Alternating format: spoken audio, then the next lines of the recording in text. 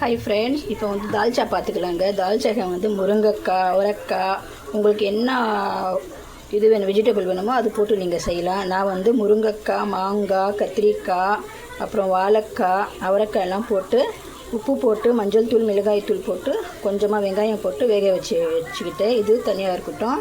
இது வந்து பருப்பு, இது வந்து துவரம் பருப்பு, மைசூர் பருப்பு, கடலைப்பருப்பு 3 பருப்பும் போட்டு கொஞ்சம் வேக வச்சு எடுத்துக்கிட்டேன். இப்போ வந்து தாளிச்சிக்கலாம் வாங்க. இங்கே கடையை வச்சுருக்கிறேன். எண்ணெய் போட்டுக்கலாம்.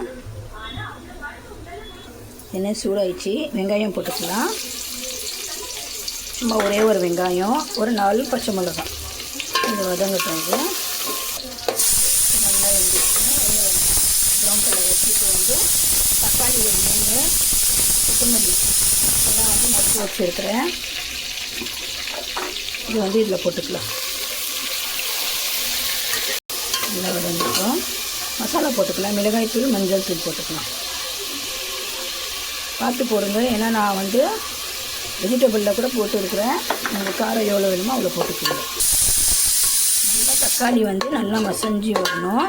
இதில் வந்து கறி, இப்போ இது வதக்குறோம்ல, இதுலேயே கறி போட்டு நல்லா வேக வச்சு செஞ்சால் இன்னும் சூப்பராக இருக்கும். நான் இன்றைக்கி கறி இல்லாமல் தான் செய்கிறேன்.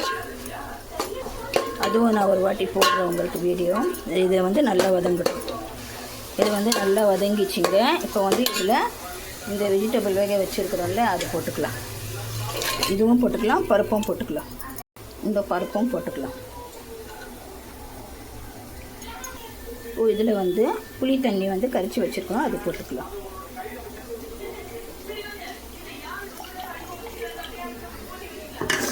நல்லா கலக்கி உப்பெல்லாம் கரெக்டாக இருக்கான்னு பார்த்துக்கோங்க. இது நல்லா கொதி வரட்டும். உங்களுக்கு எவ்வளோ திக்னஸ் வேணுமோ அவ்வளோ திக்னஸ் தண்ணி போட்டு நல்லா இது பண்ணிவிடுங்க. இது நல்லா கொதி வந்தால் இதுலேயே நாங்கள் வந்து தாளித்து கொட்டுவோம். அதுவும் நான் பார்க்குறேன். தாளித்து போட்டால் ரெடி ஆகிடும். இப்போ வந்து கொதி வந்துச்சு. நான் வந்து இப்போ தாளிச்சிக்கிறேன். கடையை வச்சுருக்கிறேன். இது வந்து வெஜிடபிள் வேக வச்ச இது கடை தான். இதுலேயே தாளிச்சிக்கலாம். இந்த மாதிரி எண்ணெய் போட்டுக்கலாம்.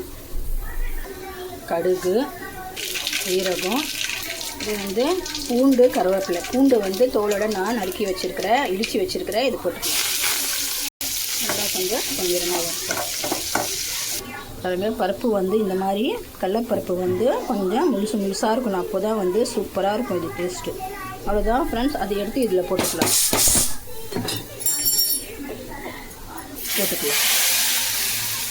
அவ்வளோதான் ஃப்ரெண்ட்ஸ். இது ரெடி ஆயிடுச்சு. கொத்தமல்லி தூவி இறக்கிடலாம். சூப்பரான தால்ச்சா ரெடி ஆயிடுச்சு. வெஜ்ஜு தால்ச்சா சூப்பராக ரெடி.